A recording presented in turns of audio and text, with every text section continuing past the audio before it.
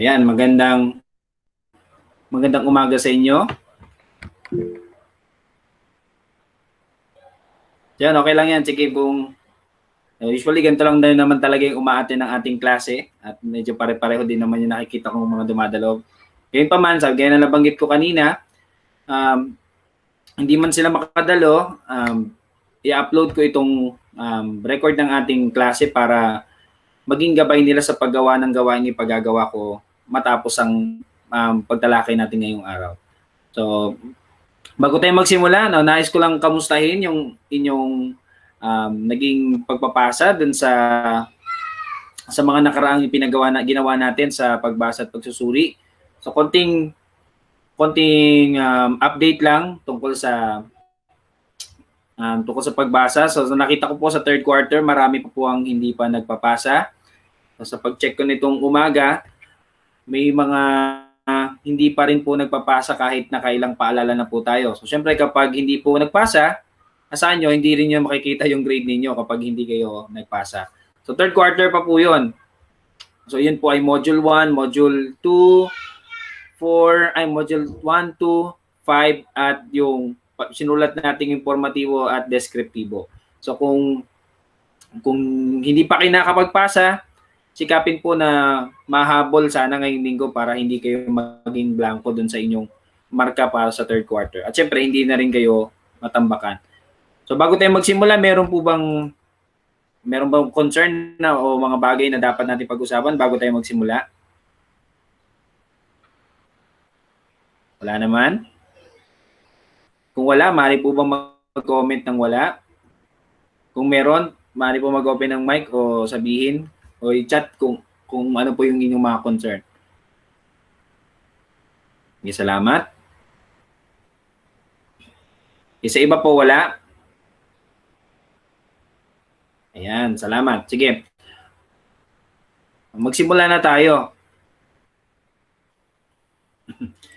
Sige, bago tayo tumukod sa pag-uusapan nating aralin sa pagbasa, mayroon akong tanong sa inyo. Sino sa inyo ang mahilig sa math? Sino sa inyo ang mahilig sumagot ng mga math problem? Kasi yung ipagagawa ko sa inyo ngayong umaga, hindi po ito math subject, pero gusto ko lang malaman kung alam ba ninyong sagutin itong aking itatanong ngayon dito sa ating screen. Kung nakikita na po ba yung aking screen, maaari po ba mag-comment ng oo kung nakikita, hindi kung hindi nakikita. Ayan, salamat. Ayan. Kamari kayong gumamit ng calculator, maaari din naman kung kaya nyo i-mental math, mas maigi. Maaari nyo bang sagutin itong tanong na ito? Maaari kayong gumamit ng calculator o isulat sa papel, sagutin sa papel o sa isip lang. 100 minus 3 times 25. Ano kayang sagot dito sa tanong na to? Maaari niyo pong i-comment sa chat box kung ano po yung sagot ninyo. Okay? Sige.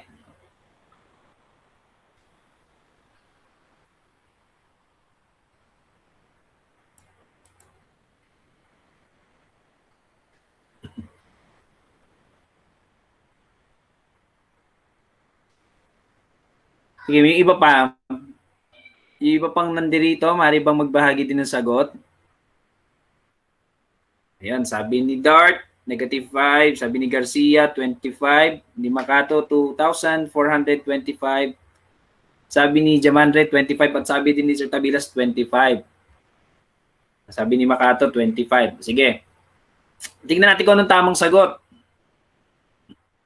Ang tamang sagot ay 25. So, sa mga sumagot ng 25, meron akong tanong para sa inyo. O kahit dun sa hindi sumagot ng 25, ito po yung tanong. Paano nyo po nasagot yung equation? Sino pong maaaring magbahagi? Paano nyo siya sinagot? Okay, sabi ni Garcia, PEMDAS. ni Makato, PEMDAS. Sino mari bang pakipaliwanag Garcia o Makato kung ano po yung PEMDAS?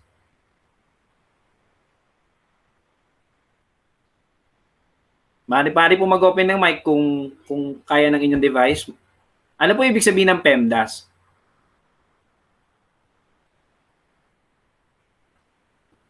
O kung hindi kayang mag-open ng mic, pwedeng i-chat na lang yung paliwanag. Paano nyo ginamit yung PEMDAS?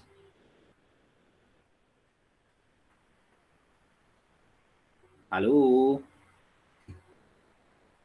Paano nyo po ginamit? Yung order po ng operations. So ano ba ibig sabihin ng, tama yun, yun yung order ng operation, kung ano yung uunahin mo pag makakita kang, una mong sasagutin pag nakita mo tong problem na to. Ngayon, ano ibig sabihin ng PEMDAS? Parenthesis, exponent, multiplication, division, addition, and subtraction. So tama po. So sinabi nila na PEMDAS, yun yung paraan na termino sa matematika na ginagamit para sagutin yung isang equation na merong iba't ibang operation. Kasi kapag hindi mo to sinunod, maaring mamaya mapaliwanag natin anong pwedeng mangyari kapag hindi mo to sinunod. So itong PEMDAS, naglalahad siya na kung ano yung pagkakasunod-sunod ng operation na dapat mong munang sagutin bago mo sagutin yung iba pang operation. So kung babalik tayo dun sa problem, sabi nyo PEMDAS, parenthesis, exponent, multiplication, division, addition, at subtraction. Oops. Kung babalik tayo sa problem, ano pong una natin gagawin?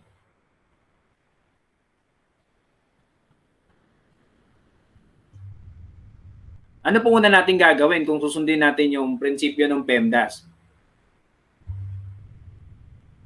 So, syempre, walang parenthesis dyan. Wala ring exponent. So, ang unahin natin ay,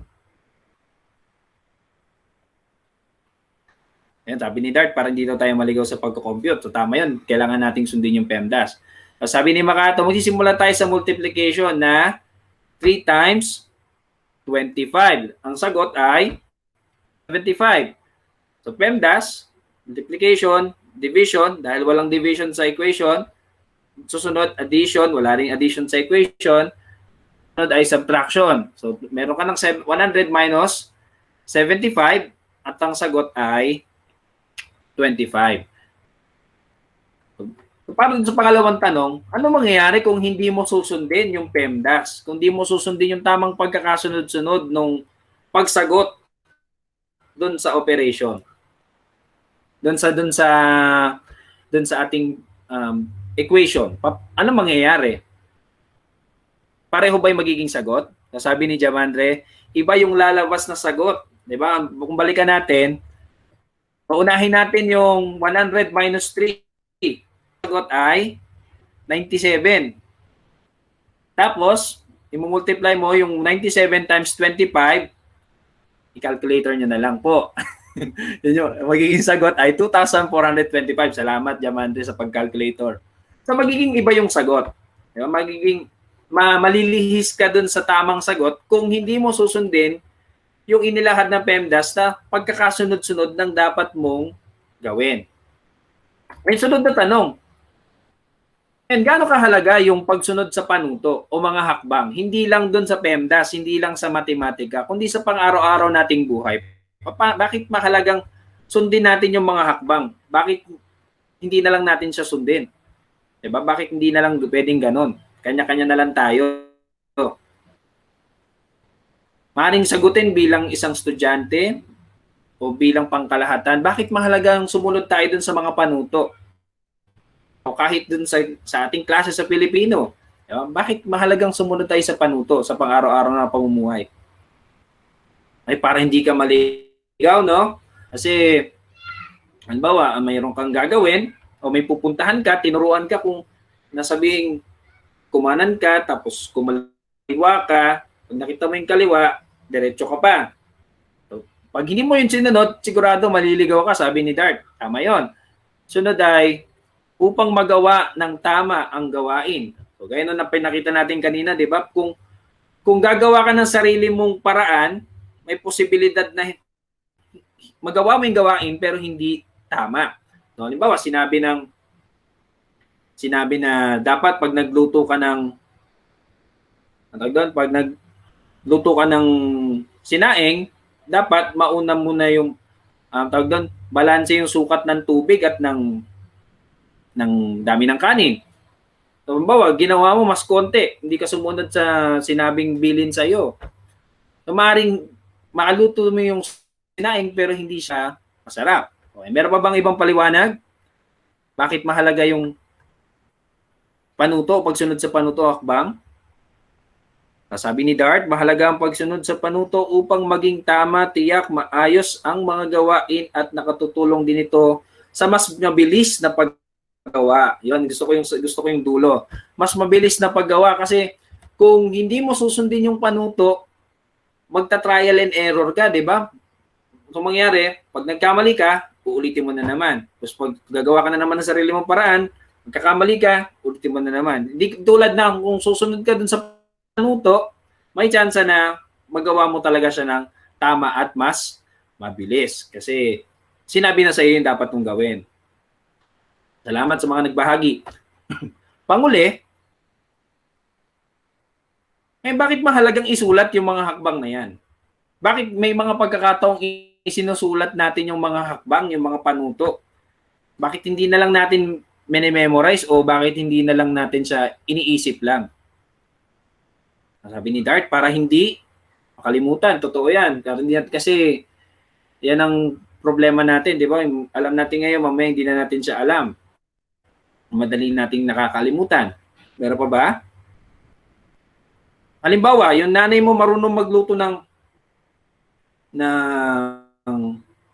espesyal na kare-kare. Kasi hindi ka marunong ng kare-kare. So sinulat niya sa papel paano magluto ng kare-kare. Bakit niya kailangan gawin yon? Bakit hindi na lang niya sabihin sa iyo? Bakit kailangan pa niya isulat sa papel?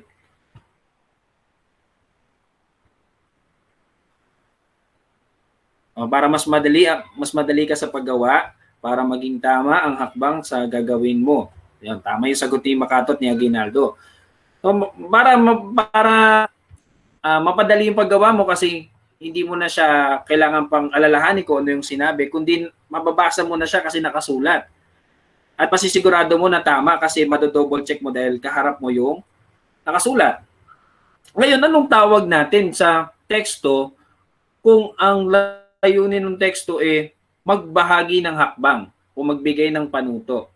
So kung nalalahanin natin, di ba, nalalakay na natin yung mga naunang teksto. Anong tawag doon sa teksto na ang layunin ay maglarawan? Tingnan, balik tanaw lang.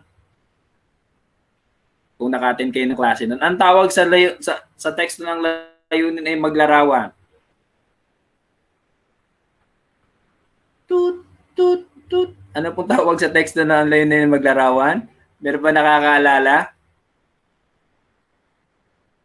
Mukhang yon. Kaya kailangan talaga nating isulat kasi para maalala natin. Yon. Sabi ni Jamandre ay deskriptibo, so maglalarawan. Pag magbibigay ng impormasyon, yan ay yung nakasulat ni Dart ay informatibo. Ngayon kung ang layunin ng teksto ay magbigay ng panuto, hakbang, o sa English ay steps, procedure. Ano pa bang iba pang tawag doon? Yan, procedure, steps. Ano kaya pwede nating itawag sa teksto kung ito ang kanyang layunin? Magbahagi ng panuto, magbahagi ng hakbang, procedure, o steps. Ano pwede nating itawag dyan? Huwag nyo na sabing steps, Tibo, luma na yon. Ano po kaya ang pwede nating itawag doon? Okay, sabi ni Jamandre, maganda yung kanyang nabuong pangalan. Tekstong procedural. So, buti hindi nyo sinagot na steps, Tibo, kasi luma ng joke ng estudyante yan eh. So, tama yung sagot. Tekstong procedural. At yan yung pag-uusapan natin ngayong araw. Yung text procedural. Saan ba yung sabihin ng tekstong procedural? Isa siyang uri ng teksto na naglalahad, kadalasan nagbibigay ng impormasyon at instruction kung paano isasagawa ang isang tiyak na bagay katulad ng sinabi ninyo kanina. So halimbawa, recipe, diba? Nabanggit ko na kanina. Pag nagluluto yung nanay ninyo, sinusulat niya yung mga hakbang na ginawa niya. O hindi kayo marunong magluto ng isang putahe, mag-search kayo sa internet tungkol dun sa paano lutuin yung isang specificong putahe. So maliban sa recipe, ano pa kayang pwede nating maging halimbawa ng tekstong procedural? So, nagtuturo, nagbibigay ng instruction, naglalahad ng mga hakbang kung paano gawin ang isang bagay. Ano pa kaya? Kapag bumibili kayo ng bagong gamit, ano yung nakikita ninyo doon sa loob ng gamit na papel? Maliban sa price, syempre. Maliban sa price. Pag nasa loob, pag binuksan niyo yung bumili kayo ng cellphone, may liit na papel na alam kong hindi nyo pinapansin. Yan, instructional manual. Tama. So, instructional manual, nandun yan para ituro sa inyo kung paano gamitin yung isang gadget o isang appliance na binili ninyo. Ano pa? Meron pa ba tayong halimbawa? Pag nagpunta kayo sa school o nagpunta kayo sa mga tanggapan ng gobyerno, tapos hindi nyo alam yung gagawin ninyo, ano yung nakikita nyo? Malaking tarpaulin na may mga table. Tingnan ko lang kung alam niyo yung tawag doon. Yan, nabanggit niya yung manual. Mukhang hindi kayo familiar sa terminong yun. Pag nagpunta kayo sa mga tanggapan ng gobyerno, meron tayong tinatawag na Citizens Charter. So nakalagay yon, pag nagpunta kayo sa school, meron nun Citizens Charter. So nakalagay doon sa Citizens Charter, kung halimbawa ikaw ay kukuha ng isang dokumento sa isang tanggapan ng gobyerno, ano yung kailangan mo, anong window yung dapat mong puntahan, anong gagawin mo, gaano katagal, etc. So yun yung Citizens Charter. Mahalagang basahin siya kasi syempre para masiguradong tama yung gagawin at syempre para hindi ka na rin magtanong. User guide. Di ibang termino dun sa instructional manual ay user guide. Madalas ginagamit tong term installation. So, user guide. At marami pang iba, syempre. So, yung isang tekstong procedural ay meron siyang karaniwang 4 na bahagi. Karaniwan, kasi minsan depende ito dun sa kagustuhan ng nagsusulat. Minsan, sa 4 na to, minsan 2 lang talaga yung nakikita. Pero, sa ilang tala sa mga aklat, ang tinuring nila na 4 yung bahagi ng tekstong procedural. So una ay yung, maliban sa pamagat, ay yung layunin o target. So nakalagay doon sa target o layunin yung nilalaman ng bahaging ito kung ano ang kalalabasan ng proyekto ng procedure. Maaring ilarawan ang mga tiyak na katangian ng isang bagay kung susundin ang gabay. So sinasabi dito, sa madaling sabi, ano yung inaasahang mangyari matapos mong masunod yung mga hakbang? Yun yung sinasabi nating layunin. So, sinasabi kong halimbawa, ang iyong binili ay cellphone. Tapos ang aalamin mo ay paano mag-install ng application. So, nakalagay sa layunin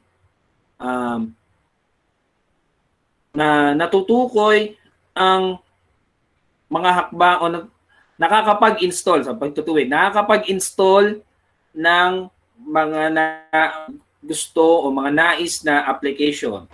So, kasi yun yung gusto mo mangyari, dapat sa dulo, makakapag-install ka. Kaya yun yung target o layunin, nakakapag-install ng nais o gustong application. So, yun yung tinatawag nating target. Yun yung inaasahang mangyari sa dulo. Sunod ay kagamitan. Nakalista dito ano yung mga bagay, kasangkapan, kagamitan, equipment na kailangan para dun sa iyong gagawing proyekto. Yung pagkakaayos ng mga kagamitan ay base sa kung ano yung una hanggang sa huling gagamitin. So hindi pwedeng alphabetical order talaga yun. Kundi kung ano yung unang gagamitin, yun yung magkakasunod, magkakasama dun sa kagamitan. May mga pagkakataon na wala kayong makikitang kagamitan dun sa mga tekstong procedural kasi depende ito sa sitwasyon. So halimbawa, bubuo ka ng isang cabinet, meron niyang kagamitan. Pag bumili kayo sa Shopee ng isang bagay, minsan nakalagay dun sa maliit na manual kung ano yung laman nung package ninyo. So yun yung kagamitan na sinasabi. Pero kung halimbawa, kukuha kayo ng mag-a-apply kayo sa isang kukuha kayo ng isang dokumento sa gobyerno, may mga pagkakataong may kagamitan, may pagkakataong wala. Kasi depende yun sa pangangailangan ng sitwasyon. Itong metodo o hakbang, ito na yung serye, yung pagkakasunod-sunod ng gagawin ng nagbabasa para magawa niya yung proyekto. So mamaya magpapakita tayo ng mga halimbawa para masundan ninyo paano ba to ginagawa at ano yung kadalasang katangian ng metodo o dapat nilalaman ng isang metodo o hakbang.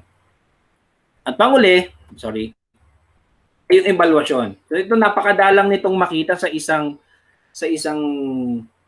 tekstong procedural kasi ang layunin nito ay para sukatin yung tagumpay ng hakbang na sinagawa. Kasi minsan hindi naman siya talaga sinusukat sa isang typical na tekstong procedural. So, minsan nilalarawan lang nila ano dapat yung maging itsura. So, pag nagluto ka ng adobo, ano dapat maging itsura niya para masabing tama yung ginawa mo. Pag kulay puti yan, nakukabahan ka kasi baka hindi adobo yung niluto mo. So, may adobong puti pala. So, baka ibang adobo yung niluto mo. So, yun yung sinasabi nating evaluation. Hindi siya talaga numero, maring hindi siya isang rubric o hindi siya nilalagyan ng score na evaluation. Kundi nilalagay lang doon ano yung dapat maging itsura o inaasahang katangian ng bagay para masabing tama yung ginawa mo. Madalas wala ito pero may mga pagkakataong meron sa mga mga tekstong procedural. So magpapakita ko ng ilang halimbawa para mas makita natin paano ba ginagamit yung mga tekstong procedural sa pang-araw-araw nating buhay. So, titignan natin una, nakikita po ba? Mari po ba mag-comment ng 1 kung nakikita po itong 6 na simpleng hakbang. Ayan, salamat. So, ito po ay galing sa WHO Philippines. 6 na simpleng hakbang upang pangalagaan ang sarili at ang iyong mahal sa buhay mula sa coronavirus. So ito ay isang infographic. So kung mapapansin niyo, pinagkaiba niya sa mga typical na teksto, maaari siyang mauwi sa iba't ibang anyo, itong tekstong procedural. So depende ito sa gumagawa. Ito ay yung pamagat. Ito na yung pamagat sa unahan. So maaring ito yung buong pamagat niya, maaring ito din yung kanyang layunin. So yung layunin minsan hindi siya nilalagay doon sa tekstong procedural. So depende kasi ito sa nagsusulat. Pero mamaya sasabihin ko kung anong kahingian natin kapag nagsulat na tayo. So yan, ito yung metodo o yung hakbang. Dumistansya mula sa ibang tao kung ikaw ay may sakit. Manatili sa bahay at huwag munang pumasok sa trabaho o eskwela kung masama ang iyong pakiramdam. Maghugas ng kamay, magtakip ng bibig kapag umuubo o bumabahing. Iwasan ang paghawak sa iyong muka. Punasan ang pang-ibabaw na bahagi. So yan yung 6 na hakbang na sinabi ng World Health Organization Philippines. So dapat nating gawin para makaiwas tayo sa COVID-19 lalo na ngayon na tumataas yung kaso sa Pilipinas. So kung mapapansin ninyo, itong halimbawa natin, gumamit siya ng mga, napapansin niyo dito? Anong nakasama doon sa mga pahayag? Gumamit siya ng, napapansin niyo po doon sa kasama nung pahayag, yung mga icon o gumamit siya ng mga larawan. So hindi tulad ng ibang teksto, mas nagiging mabisa yung tekstong procedural kapag naglalagay tayo ng larawan. Kasi nakakatulong yung larawan para madaling maintindihan yung pahayag. Kasi alam naman natin sa totoong buhay, mas hinahanap ninyo kapag nagbabasa kayo ay picture. At nakakatulong yung picture o larawan para mas madaling maintindihan nung nagbabasa kung ano yung ibig sabihin ng kanyang binabasa. So, yun, isa yun sa dapat pa nating tandaan.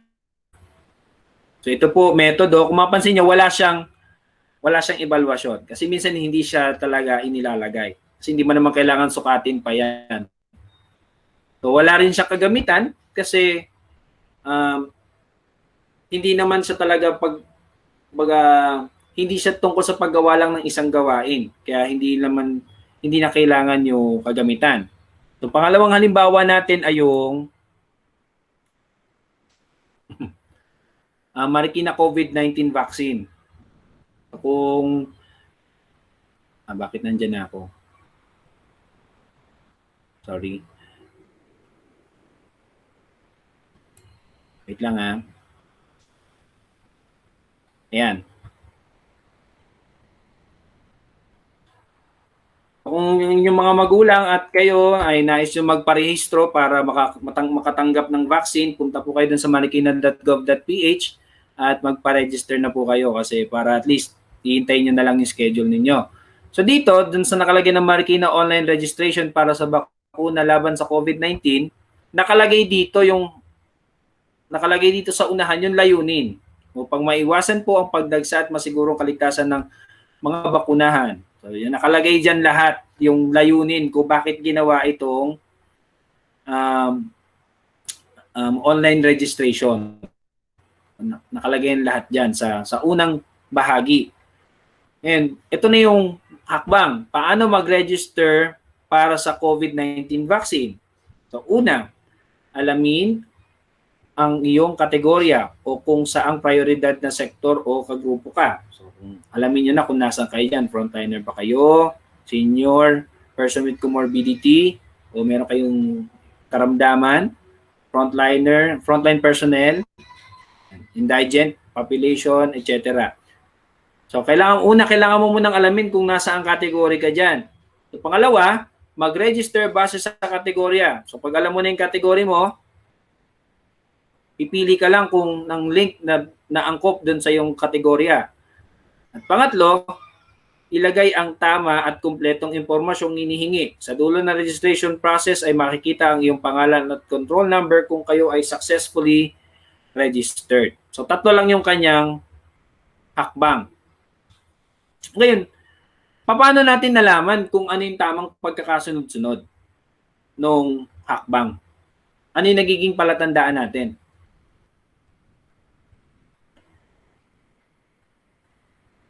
Ano pa yung naging palatandaan natin? Paano natin nalaman na ito yung una? At ito yung pangalawa?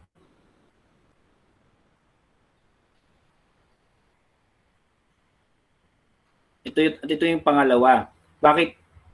Meron siyang sequence. Paano inilahad yung sequence? Sa pamagitan ng paglalagay ng number. Yun, tama yung sinabi ninyo.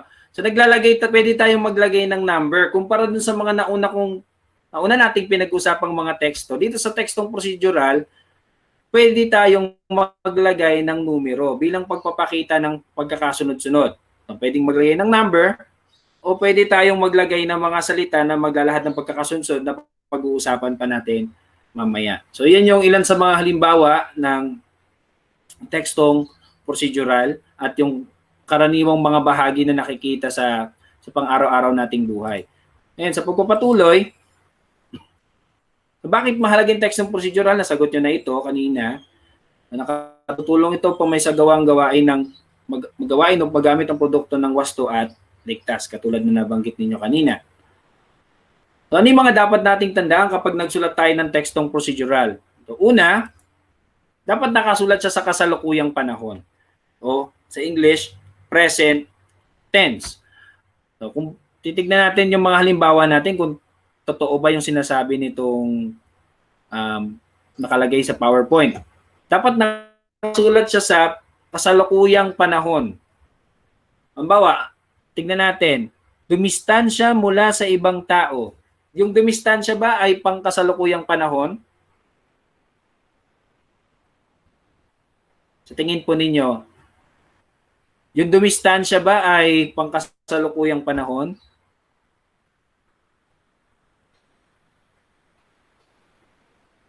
Sagot po, tatingin niyo po. Sa tingin niyo po ba tapos na yung kilos? Dumistansya? Hindi pa. Sabi ni Dart, hindi pa daw tapos. Sa iba po,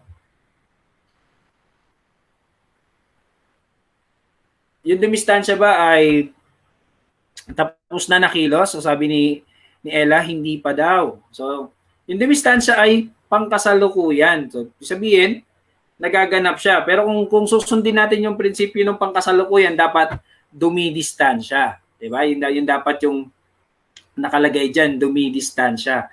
Kasi ang tawag po sa ganyang mga pandiwa ay pawatas. So, siya ay hindi talaga pangkasalukuyan, kundi meron siyang neutral o wala siyang takdang panahon na binabanggit kung ano yung kanyang panahong kinabibilangan. Pero madalas, present siya o pangkasalukuyan. So, kasi yung present nito o pangkasalukuyan talaga ay dumidistansya. Pero yung dumistansya ay pangkasalukuyan din o tinatawag nating pawatas. So ano lang yung karagdagang kaalaman. Manatili sa bahay. Manatili sa bahay. Kung tapos na yung kilos, paano natin sasabihin yung manatili sa bahay kung tapos na yung kilos?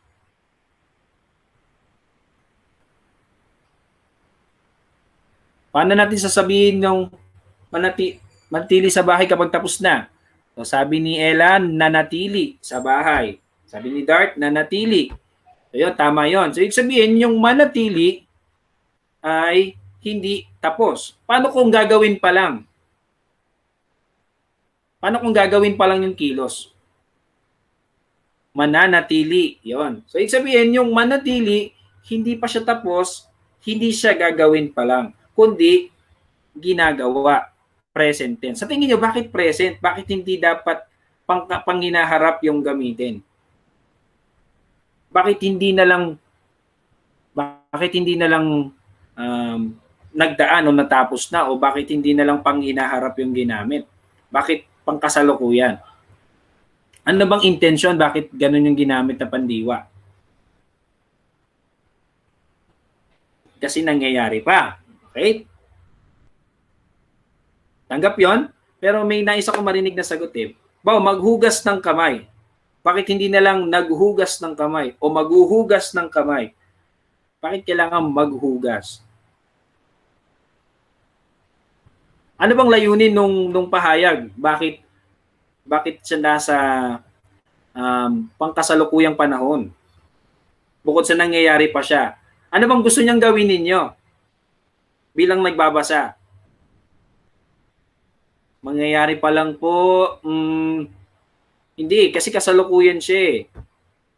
Ang nais niya ay sumunod tayo. Yung tama yung sinabi ni Geraldine, no? Ni Jamandre na dapat pangkasalukuyan kasi ang magiging dating nun ay kailangan nating sumunod o kailangan natin siyang gawin. Nakonyo? Kasi kung gagawin natin siyang tapos na, ay tapos na yan, hindi ko nagagawin yan. Kung panghinaharap, alam niyo naman ang mga tao mayroong manyana o pagpapamayana, kaya ginagamit yung pangkasalukuyan para pag nabasa mo yan, binibigyan kanya ng mensahe na kailangan mo siyang gawin agad. Kailangan mo siyang gawin agad kasi ngayon yung sinasabing panahon. Yung magtakip ng bibig, iwasan ang paghawak sa iyong muka, punasan ang mga pang-ibabaw na bahagi. So tingnan natin dun sa halimbawa natin kanina na tungkol sa batin. Tingnan natin yung number 1. Alamin ang iyong kategorya. So yung alin ba ay pangnagdaan, pangkasalukuyan, o panghinaharap? Alamin. Tapos na ba? Ginagawa pa lang? Ginagawa o gagawin pa lang? Pangnagdaan, pangkasalukuyan, o panghinaharap? Yung alamin.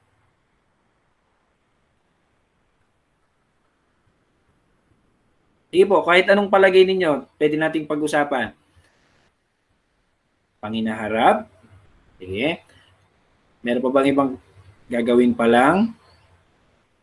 Kung yung alamin gagawin pa lang, paano mo siya sasabihin?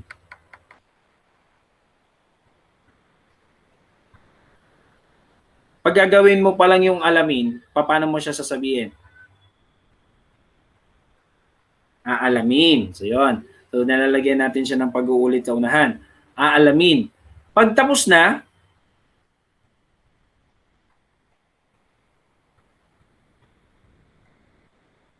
inalam. So, ibig sabihin, itong alamin ay nasa pagitan ng dalawa.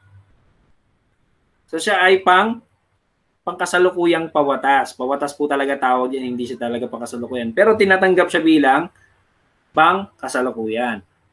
Sunod ay mag-register. So, tandaan nyo, pag gagamit po kayo ng terminong English kasama ng panlaping Pilipino, mag-gitling register. Okay. Karagdagan lang yan. Mag-register. Yan ba ay kasalukuyan, pangagdaan, pangkasalukuyan, o panginaharap?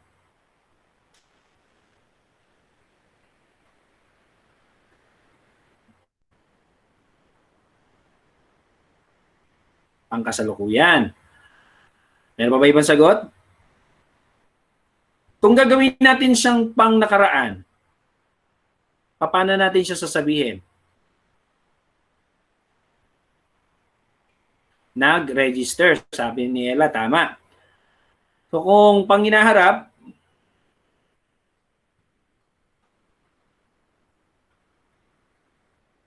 magre-register. So tama ulit yung sagot ni magre-register. Tama yung sagot ni Jamandre at ni Makato. So tama po yun.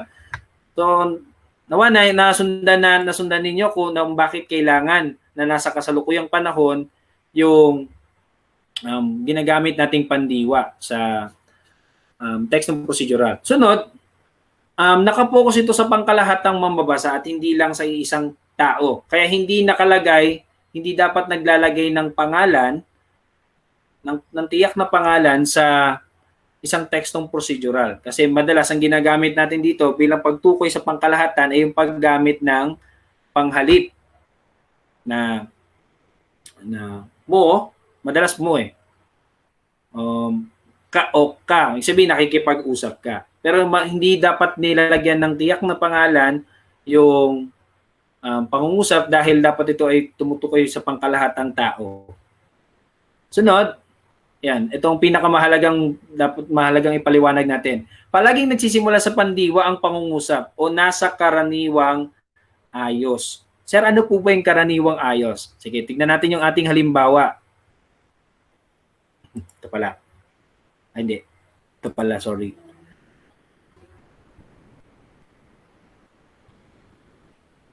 So sabi, lagi ang nagsisimula sa pandiwa. Ano po ba ibig sabihin ng pandiwa? Salitang kilos, mahusay. Buti naaalala ni Makato kung ano yung sabihin ng pandiwa.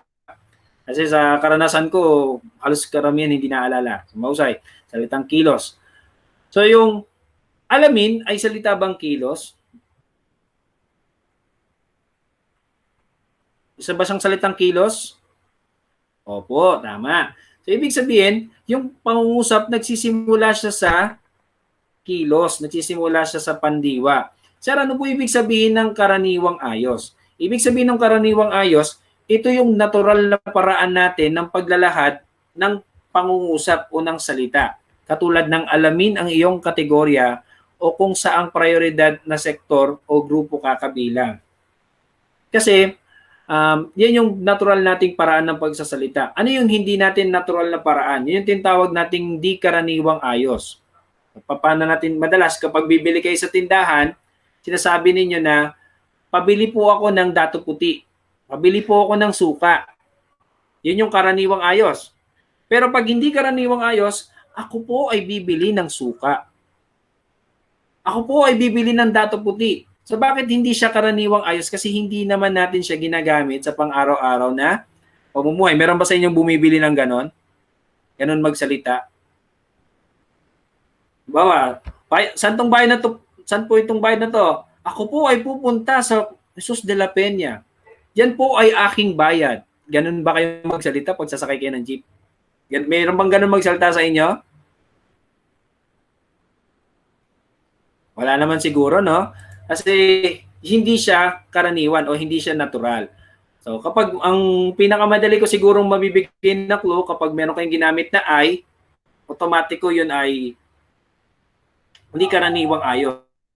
O, so mas technical, yung formang simuno panaguri, subject predicate, yun yung sinasabi nating di karaniwan. So mas madali pa, pag nagsusulat kayo, sabihin nyo siya sa pinaka-natural na paraan para mailagay nyo siya sa karaniwang ayos. Kasi kailangan mas maging natural yung paglalahad sa tekstong procedural, hindi tulad sa ibang teksto. Okay, tuloy tayo. Gumagamit ng malinaw na pang-ugnay at cohesive devices upang ipakita ang pagkakasunod-sunod at ugnayan ng mga bahagi ng teksto. So yun yung sinabi natin kanina, naglalahad ito ng mga gumagamit ito ng mga salitang pang-ugnay o cohesive devices o mga salitang naglalahad ng pagkakasunod-sunod. So tignan natin yung ating mga halimbawa dito. So dito, wala siyang, kung mapansin nyo, wala siyang inilahad na pagkakasunod-sunod. So tingin nyo po bakit?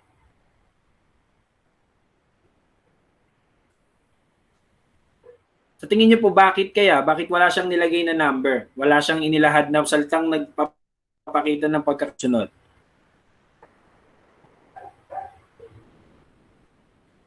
Hello? Bakit kaya wala siyang inilahad na pagkakasunod-sunod?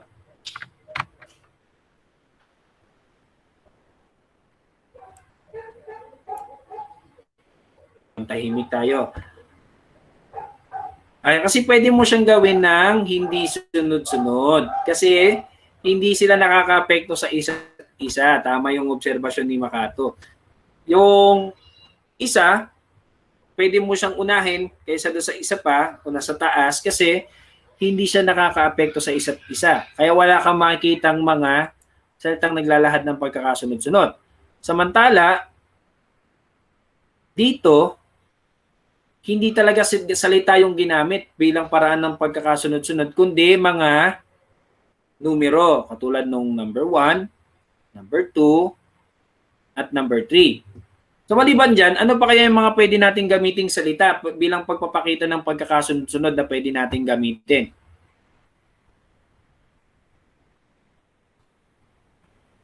Ano pa kaya yung mga salita yung pwede nating gamitin para magpakita ng pagkakasunod-sunod? So yun, sabi ni Makato. Una, pangalawa, pangatlo. Tama yun. Yun yung tamang paraan ng pagpakita natin ng pagkakasunod-sunod. Pag kayo nagkukwento ng pelikula, paano kayo nagkukwento? Paano nyo siya nilalahad ng pagkakasunod-sunod? Maliban doon sa pagsasabi ng una, pangalawa, pangatlo, gumagamit kayo ng salitang yung pahayag na hindi natatapos kahit lagi nyo sinasabi ay sige, well, ako na magsasabi. Pagkatapos, di ba lagi nyo sinasabi yon? Pagkatapos. Kasi pinasabi ninyo na itong pahayag na to, meron pa siyang kasunod. So, ginagamit yung salitang pagkatapos o susunod o matapos nito. Yun yung ilan sa mga pahayag na pwede nating gamitin na nagpapakita ng pagkakasunod-sunod o ugnayan ng mga pangungusap. So, inaasahan ko, makikita ko yan sa inyong mga isusulat na teksto kapag nandun na tayo sa antas na pagsusulat. Ngayon, sa palagay ko ay handa na tayo at ngayon susubukin ko kung talaga nga bang handa na kayo para magsulat. Punta po tayo sa menti.com. Pakitype po sa inyong browser. Menti.com. Paki-comment po ng 1 kung nagawa na po.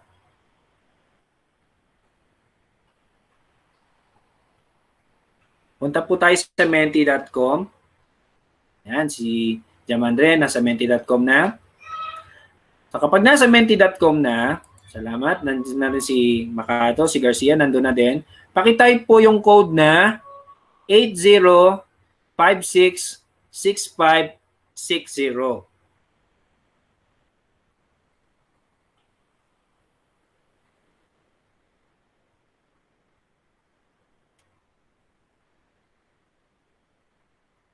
Ulitin ko 80566560. So meron na tayong 4 na pairs. Pero 3 pa lang yung nag-type ng 1. Dart, nakapasok ka ba, Dart? Yan, sige. So tignan natin kung nasundan niyo yung ating mga pinag-usapan. So piliin niyo lang po ang inyong sagot doon sa pagpipili ang nakalagay sa inyong device. Bahagi ng tekstong procedural na tumutukoy sa pagkakasunod-sunod ng gawain na kailangang maisagawa.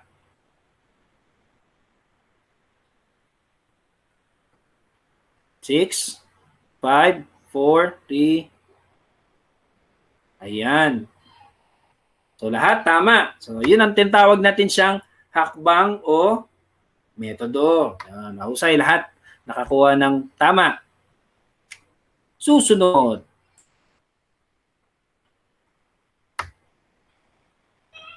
Question number 2.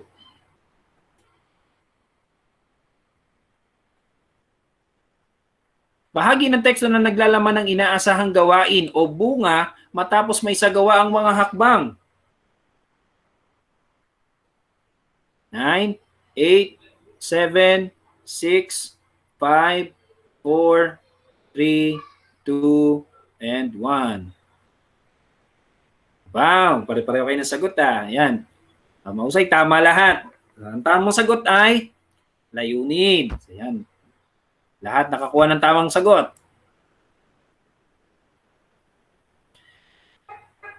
Bilang 3.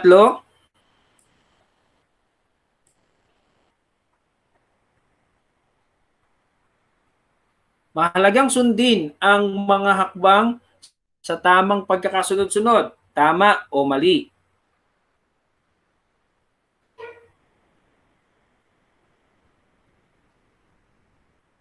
Okay. Tamang sagot ay tama. Kasi kung may pagkakasunod-sunod dito, dapat mo siyang sundin. Pero kung katulad nung kanina, wala siyang inilagay na pagkakasunod-sunod, walang number, so maaaring ibig sabihin nito ay maaari mong gawin alinman yung gusto mong unahin. Pero kung may tamang pagkakasunod-sunod, dapat sundin natin. So lahat po ay nakakuha ng tama.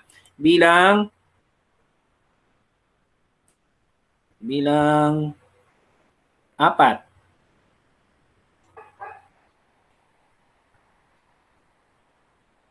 Ang tekstong procedural ay marapat na nasa di karaniwang ayos.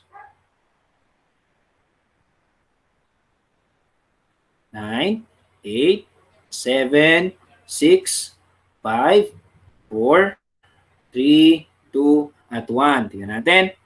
Okay. So, ang tamang sagot po ay mali. Bakit? Dapat lagi po siyang nasa karaniwang ayos. Ano ibig sabihin ng karaniwang ayos? Dapat nauuna yung pandiwa kaysa sa pinag-uusapan o sa iba pang bahagi ng teksto. Kumbaga sa teknikalidad, nauna yung panaguri sa simuno o sa mas madaling pagpapaliwanag, ito yung pinaka-natural nating paraan ng pagsasalita. Gaya ng hinilimbawa ko kanina, pag bibili kayo ng suka, yung karaniwang ayos, pabili po ako ng suka. Mabili po ng suka. Pero pag di karaniwang ayos, ako po ay bibili ng suka. So sagot sa intendera, anong suka ang iyong bibilhin? Diba? So, hindi siya karaniwan. O madalas pag gusto niyo subukan niyo, pag ginawa niyo yan, pagtatawanan kayo kasi hindi siya natural. So, yun, paglilinaw lang yan para alam natin pag nagsulat po tayo. Sige, okay lang yan. At panguling bilang,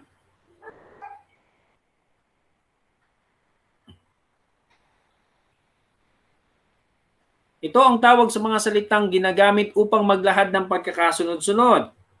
Pandiwa, cohesive device, pang-uri o panghalip. 9, 8, 7, 6, 5, 4, 3, 2, at 1. Ayan, nagkalabo-labo tayo. So, ang tamang sagot po ay cohesive device. So, ibig sabihin po ng cohesive device, mula sa pangalang cohesive, nag-uugnay, nagdidikit. Ibig sabihin, itong mga salitang ito ay ginagamit upang iugnay yung isang pangungusap sa isa pang pangungusap. Yung pandiwa po ay salitang kilos, yung pang-uri ay salitang naglalarawan, ang panghalip ay pumapalit sa pangalan ng tao. Pero ang cohesive device, ito yung mga salitang ginagamit para pag-ugnayin yung mga talata, mga pangungusap, at makabuo ng isang ideya. Yung bawa natin kanina ay yung una, pangalawa, pangatlo, pagkatapos, sumunod, at iba pa. So nawa, naging malinaw na sa inyo yung ilan sa mga mahahalagang dapat nating tandaan sa pagsulat ng tekstong procedural. At kung meron pa rin kayong tanong, huwag kayong mag-alala at bukas ang aking tagdang bukas kayo para magtanong anumang oras at sisikapin ko yung masagot agad. Ngayon, para sa ating gawaing synchronous, sumulat po ng isang tekstong procedural hinggil sa isang gawain o paggamit ng isang bagay o kagamitan na may kinalaman sa inyong tinatahak na kurso. Kung kayo ay animation, dapat tungkol yan sa animation. Kung kayo ay computer programming, dapat tungkol yan sa computer programming. Sir, ano pong pwede naming ilagay? Maaari ninyong gawa ng tekstong procedural, paano gumamit ng isang bagay o isang aparato na ginagamit ninyo, especially sa computer programming. O paano gumawa ng isang gawain na kayong computer programmer lang yung gumagawa. So, ipagpapalagay ninyo at hindi nyo na kailangan ipagpalagay, maring hindi ko talaga alam yan, dapat kapag binasa ko ang inyong gawa, matututuhan ko kung paano gawin yung inyong mga inilalagay nais ninyong talakaying mga gawain o pagkagamitan. Kailangan maintindihan ko. Sige, mamaya natin sagutin saan ipapasa. So, kahingian. Para maging pare-pareho tayo, sumunod po tayo sa format. So, meron tayong pamagat. Ang pamagat ay kung ano mismo yung gagawin. Bawa, pag-install ng Microsoft Word, yun yung pamagat. O paggamit ng mouse. Kailangan ba ituro yun paggamit ng mouse? So, yun yung pamagat. So, layunin, ano yung inaasahan kailangan magawa? Kagamitan kung kinakailangan lang kasi depende yan sa kung anong kagustuhan ninyo. Hakbang, kailangan talaga yung hakbang. Pag gumamit po ng mga mga cohesive devices o mga salitang nag-uugnay para ipakita yung pagkakasunod-sunod. Sa evaluasyon, sasabihin lang ninyo, napindot ko. Sasabihin lang po ninyo kung ano po yung inaasahan ninyong ang hirap ng pakilamero. Yan. Yan. Sasabihin lang ninyo sa evaluasyon kung ano po yung inyong inaasahang paraan para masukat kung ano po yung para masukat yung kung tama yung kanyang ginawa. So, maring ilarawan ninyo kung ano yung dapat maging itsura nung finished product o maging performance ng isang software kung software man yan. Sige, mamaya lilinawin natin yan, Dart. Mag-video po ba, sir? Sige, mamaya sasagutin natin yan. So, kahingian. Sa mga gagawa sa computer, siguraduhin i-save ang inyong gawa bilang PDF. So, pasulat po tayo. Hindi po siya video. Upang maiwasang mabago ang pagkakayos ng pagpapasa. So, kung gagawa po kayo sa computer, sa Word, siguraduhin i-save po siya at ipapasa siya bilang PDF. Kasi minsan pag magkakaiba po tayo ng format, nagdalabo-labo yung mga laman. At sa mga gagawa po sa papel, siguraduhin malinis, walang bura at nababasa po ang sulat. Parang awan nyo na po. Pag gumawa po kayo, pakire-rate naman po. Wag naman yung sariwang-sariwa at may mga bura pa. Siguraduhin din pong nababasa kasi ang kahalagahan po ng teksto ay yung mababasa po siya. Kung hindi siya mababasa, mawawalan po siya ng halaga. So, scan gamit ang Cam Scanner app kasi para mas luminaw at i-export bilang PDF bago po ipasa. So, ipasa po ang inyong gawa sa e-learning platform o sa ating Google Classroom kung ano po mas accessible para sa inyo. So, wala po magpapasa sa Gmail, pakiusap, at wala rin po magpapasa sa Messenger kasi po natatabunan po yan pag sa Gmail o sa Messenger. At may chansang hindi ko siya makita agad. Kaya, sikaping doon lang po sa dalawang paraan na nabanggit dito magpapasa. Okay. O, siguro nasagot ko na yung dalawang tanong ni Dart. So, yun. Pasulat po at ipapasa sa platform or sa ating Google Classroom. So, paano po kayo bibigyan ng marka? Bibigyan po ng marka ang inyong ginawa batay sa sumusunod na pamantayan. Una, kalinawan ng paglalahad. Dapat naintindihan ko. Pag hindi ko naintindihan at sa dulo, hindi ko pa rin siya na-gets, dito ko siya babawasan sa kalinawan. Sabihin, hindi malinaw sa akin yung mga sinabi ninyo kung paano ko siya gagawin. At maniwala kayo, susubukan ko yan, magat kaya ko. Gramatika, yung tamang paggamit ng salita, kung dapat nasa karaniwang ayos, dapat gumagamit ng mga cohesive devices, lalagay ko yan sa gramatika. Pagsunod sa kahingian, yun, dapat naka-PDF, sinunod yung format, at nagpasa sa tamang paraan ng pagpapasa. Kabuang puntos ay 50 puntos. So yun lang po. Meron po ba tayong katanungan bago tayo matapos? Meron po ba tayong katanungan? In-share ko na po yung aking screen. May katanungan po. Kung meron, maaari magbukas ng mic, maaari pong mag-type. Kung wala po, maaari pong mag-type na wala pong katanungan. Kung tungkol po sa practical research, wag muna kayo dito magtanong, ha? Wala po. Yung iba po, wala pong katanungan. Sige po, maraming salamat. Kung wala na po kayong katanungan, maraming salamat po sa pagdalo sa ating klase. At gaya ng palagi kong pinapaalala, sana po gamitin po ninyo yung oras ng asynchronous sa paggawa ng mga gawain upang maiwasan po kayo matambakan ng gawain, hindi lamang po sa akin, kundi sa iba pang mga subject. So, yun lang po. Basta kung may katanungan, huwag pumahiyang magtanong sa akin sa anumang paraang mas madali para sa inyo. So, kung wala na po katanungan, maaari na po tayong magpahinga at umalis po sa ating Google Meet kung wala na po tayong katanungan. Maraming salamat po. Bye!